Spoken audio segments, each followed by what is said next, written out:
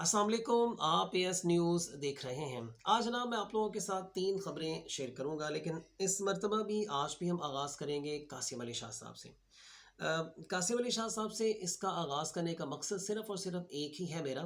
ये नहीं है कि मैं कासिम अली शाह साहब चूँकि ट्रेंड कर रहे हैं सो मैं इस वजह से उन पर बात कर रहा हूँ, ऐसा नहीं है। कासिम अली शाह साहब, मैं ये समझता हूँ कि हमारी इस कौम की, हमारी यूथ की और इस कंट्री का मुस्तकबिल है, और हमें कम अज़ कम अपने मुस्तकबिल के साथ ऐसे नहीं खेलना चाहिए जिस तरीके से आज हम कासिम अली शाह साहब बेचारों के साथ हम खेल रहे हैं। मैं ये समझता हूँ कि सोशल मीडिया पे आप चले जाएं, मेन स्ट्रीम मीडिया पे चले जाएं, और इसके अलावा पाकिस्तान में और पंजाब में ख़ास तौर पे जो 3 बड़ी पार्टीज़ हैं, पीपल्स पार्टी है, पाकिस्तान तहरीक इंसाफ है और मुस्लिम लीग नून है, ये कासिम अली शाह साहब के साथ खेल रहे हैं। चूँकि उन्हें खिलौना मिल गया ना, चूँकि हम तो वैसे भी बच्चे ही हैं अभी तक। हमें आज़ाद हुए तो 75 साल हो गए हैं, लेकिन हम आज भी बच्चे हैं। मुख्तलिफ़ खिलौनों के साथ हर वीकेंड पे, हर हफ्ते में हमें कोई ना कोई खिलौना चाहिए, कोई ना कोई बंदा चाहिए जिसको हम ज़लील करें, जिसको हम गालियाँ निकालें, चूँकि ये हमारा एक बेसिकली मशगला बन चुका है।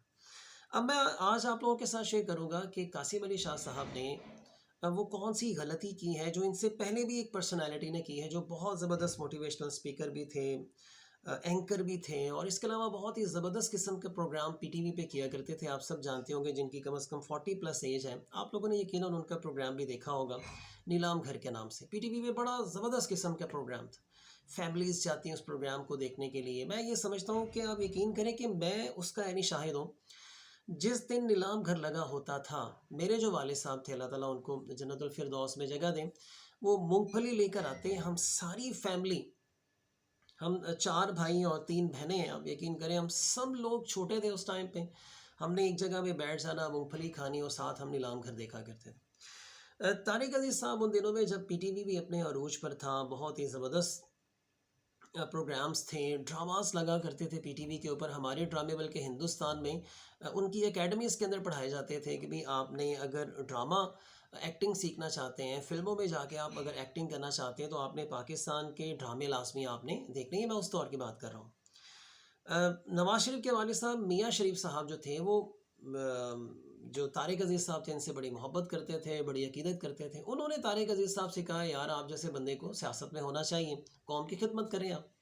तारिक अज़ीज़ साहब ने थोड़े से वो उनकी बातों में आ गए, और यूँ समझ लें कि मोटिवेट हो गए। मियाँ शरीफ साहब का भी जो इंटेंशन थी वो गलत नहीं थी, वो भी ये चाहते थे कि अच्छे लोगों को भी सियासत में आना चाहिए। लेकिन हम शायद शुरू से ही ऐसे हैं, हमें अच्छे बंदे नहीं चाहिए, हमें ऐसे लोग चाहिए जो हमें आकर लूटें और ऐसी पॉलिसीज़ बनाएं जिससे हमारा फ्यूचर जो है वो डार्क हो जाए। मैं नहीं समझता कि हमें अच्छे लोगों की सर ज़रूरत ही नहीं है। कभी हमें अपने गिरेबानों के अंदर भी झांक कर देखना चाहिए, जैसे हमने कासिम साहब के साथ किया। मैं ये समझता हूँ, बताएं कोई अच्छा बंदा आगे आएगा, आप बताएं। मान लेते हैं कि कासिम अली शाह साहब ने इमरान खान साहब की शान में कुछ गुस्ताखी भी कर दी हैं, लेकिन इसके बावजूद इस मोटिवेशनल स्पीकर के साथ, टीचर के साथ, हमें कम से कम ऐसा नहीं करना चाहिए। 1997 में उनको टिकट मिल गई, तारिक अज़ीज़ साहब को, इलेक्शन जीत गए, और उस यानी 1997 में तारिक अज़ीज़ साहब ने पाकिस्तान तहरीक इंसाफ के जो मौजूदा चेयरमैन हैं, उस वक्त भी वो चेयरमैन ही थे, उनको उन्होंने जनाब इलेक्शन हरा दिया। यानी इमरान खान की इतनी मकबूलियत नहीं थी जितनी मकबूलियत तारिक अज़ीज़ साहब की थी। 1997 का इलेक्शन तारिक अज़ीज़ साहब ने जीता, और फिर वो सियासत में आ गए। सियासत में जैसे ही आपने कदम रखे तो उसके बाद जो है वो आपके सामने ही है, जैसे हम सियासतदानों को ज़लील करते हैं, जैसे हम परेशान करते हैं। और फिर अपने आखिरी दिनों में तारिक अज़ीज़ साहब ने एक सहाफ़ी से जब गुफ्तगू की, तो सहाफ़ी ने उनसे एक क्वेश्चन किया कि सर, आपकी ज़िंदगी की वो कौन सी ऐसी बड़ी मिस्टेक है जो आप समझते हैं कि ये मैंने अपनी ज़िंदगी में बहुत बड़ी मिस्टेक की है। तो तारिक अज़ीज़ साहब का वहाँ पे कहना था कि मेरा सियासत में आना मेरी ज़िंदगी की सबसे बड़ी मिस्टेक थी, मुझे सियासत में नहीं आना चाहिए था। तो मैं भी यही समझता हूँ कि शायद कासिम अली शाह साहब ने एकेडमी, 3 कमरों की एकेडमी से आपने आगाज़ किया, कासिम अली शाह फाउंडेशन की बुनियाद रखी। गुज़श्ता 6 साल से मैं समझता हूँ कि वो पंजाब में पाकिस्तानियों की, बल्कि पूरे पाकिस्तान में, वो पाकिस्तान की और इसके अलावा पाकिस्तान की जो यूथ है उसकी वो खिदमत कर रही हैं। लेकिन मैं समझता हूँ हमें अपनी खिदमत करने वाले लोग नहीं चाहिए, बल्कि हमें तो ऐसे लोग चाहिए जिनकी हमने जाके खिदमत जो है वो करनी है। तो ये मैंने कुछ कंपैरिजन आपको दिया, और मैं ये समझता हूँ कि कासिम अली शाह साहब जैसे लोगों को सियासत में आना चाहिए। اس خبر کے لاسٹ پہ میں قاسم علی شاہ صاحب کو ایک مشورہ ضرور دوں گا کہ میں یہ سمجھتا ہوں کہ قاسم علی شاہ صاحب کو کسی بھی پارٹی کو جوائن نہیں کرنا چاہیے، بلکہ اپنی ایک الگ اور بہترین پارٹی کی جو ہے وہ بنیاد رکھنی چاہیے اور یوتھ کو اپنے ساتھ ملا کے آگے لے کر آنا چاہیے، اور ایک بہترین اور ایک نئی پارٹی کی بنیاد رکھ کے اسے لیڈ کرنا چاہیے، اور اپنے ساتھ بہت سارے لیڈرز کو جو ہے وہ پیدا کرنا چاہیے۔ میں یہ سمجھتا ہوں کہ قاسم صاحب جیسے بندے کو یہی کام کرنا چاہیے۔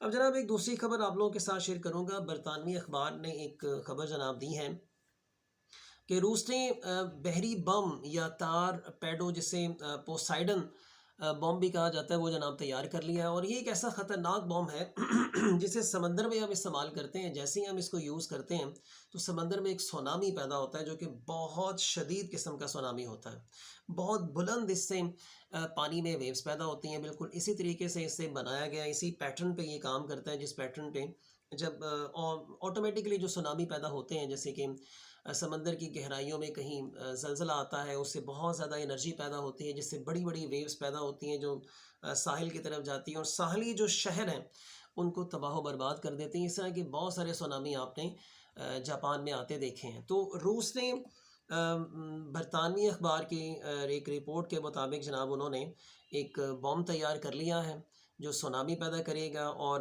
ہو سکتا ہے کہ وہ چونکہ روس کو بھی لالے پڑے ہیں اپنے، اور اس کے علاوہ برطانیہ بھی جو ہے وہ پریشان ہے، پورا یورپ اس بم کے حوالے سے جو ہے وہ ٹینشن میں ہے کہ ہو سکتا ہے کہ سونامی، آرٹیفیشل سونامی پیدا کیا جائے، اور پھر جو یورپ کے اور برطانیہ کے جو ساحلی علاقے ہیں ان کو جو ہے وہ تباہ و برباد کر دیا جائے۔ اس کے علاوہ جناب لاسٹ پہ آپ کے ساتھ ایک مختصر سی خبر شیئر کروں گا۔ پی ٹی آئی نے جناب ایک بہت بڑا مطالبہ کر دیا ہے۔ اسد عمر صاحب نے ایک پریس کانفرنس کی ہے، اور اس میں انہوں نے مطالبہ کیا ہے کہ کراچی میں جو بلدیاتی الیکشنز ہوئے ہیں وہ سارے کے سارے کالعدم قرار دیے جائیں، نئے سرے سے وہاں پہ بلدیاتی الیکشنز کروائے جائیں۔ جیسے کہ آپ سب جانتے ہیں کہ وہاں کی جو موجودہ گورنمنٹ تھی کراچی کی، اور اس کے علاوہ جو سندھ کی گورنمنٹ ہے پیپلز پارٹی، وہ بارہا دفعہ یہ کہہ چکے تھے کہ ابھی ہم اس حوالے سے پریپیئرڈ نہیں ہیں، تیار نہیں ہیں، الیکشنز کو آپ پوسٹ پون کر دیں، کچھ عرصے کے بعد کریں تاکہ ہماری فل تیاری ہو۔ فل تیاری کے ساتھ جب ہم الیکشنز کروائیں گے تو میں یہ سمجھتا ہوں کہ کسی بھی قسم کی کوئی انگلی اس پر نہیں کھڑی ہوگی، لیکن اس کے باوجود الیکشن کمیشن اور پاکستان تحریک انصاف اور دیگر کو جو چھوٹی بڑی جماعتیں تھیں وہ بضد تھیں کہ الیکشن ہونے چاہیے۔ آپ نے دیکھا کہ ایم کیو ایم نے تو ویسے ہی بائیک آؤٹ کر دیا نا ان الیکشنز کا۔ پاکستان تحریک انصاف چونکہ کارکردگی اچھی نہیں دکھا سکی، اور آپ سب جانتے ہیں کہ پاکستان تحریک انصاف کو وہی الیکشنز پسند آتے ہیں جس میں وہ زیادہ سیٹیں لے کر جیتتی ہے۔ اب تحریک انصاف کو یہ چاہیے تھا کہ کراچی شہر میں کچھ کام بھی کرتے وہاں پر۔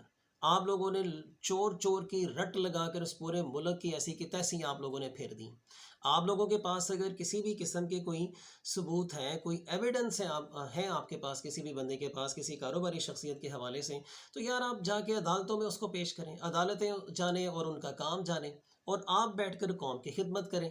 آپ نے جب بھی کبھی کوئی پریس کانفرنس کرنی ہے تو اس میں آپ نے چور ڈاکو دوسروں پر الزام لگانا، کبھی ججز کے اوپر، کبھی کسی کے اوپر، کبھی کسی کے اوپر، اور میں یہ سمجھتا ہوں کہ یہ سارا گند اسٹیبلشمنٹ نے ڈالا ہے۔ اسٹیبلشمنٹ کو آگے آ کر اب اس گند کو جو ہے وہ صاف بھی کرنا چاہیے۔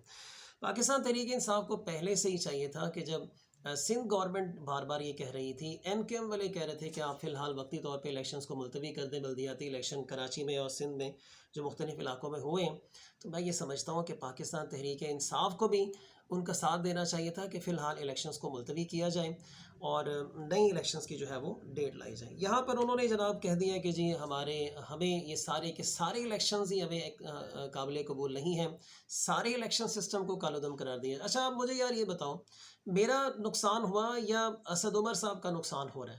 سر یہ میرا آپ کا نقصان ہو رہا ہے، یعنی قوم کا وہاں پہ اتنا پیسہ لگ گیا، لاکھوں کروڑوں روپیہ ہم نے لگا دیا الیکشنز کے اوپر، ہم پھر سے لگائیں، ویسے ہم پاکستان کی فیکٹریز بند ہو رہی ہیں، سارا کچھ ہو رہا ہے، اور اوپر سے پیسہ ہمارے پاس ہے نہیں، در بدر پہ ہم بھیک مانگتے پھر رہے ہیں، اور ان لوگوں کو دوبارہ بار بار الیکشنز کروانے کی پڑی۔ آپ دیکھ لیں گزشتہ 7-8 ماہ سے جو پی ڈی ایم گورنمنٹ آئی، چلیں جیسے بھی آگئی، میں یہ نہیں کہہ رہا کہ یہ صحیح آ گئی، اب گزشتہ 7-8 ماہ سے ان کی دھوتی اتارنے کی کوشش کی جا رہی۔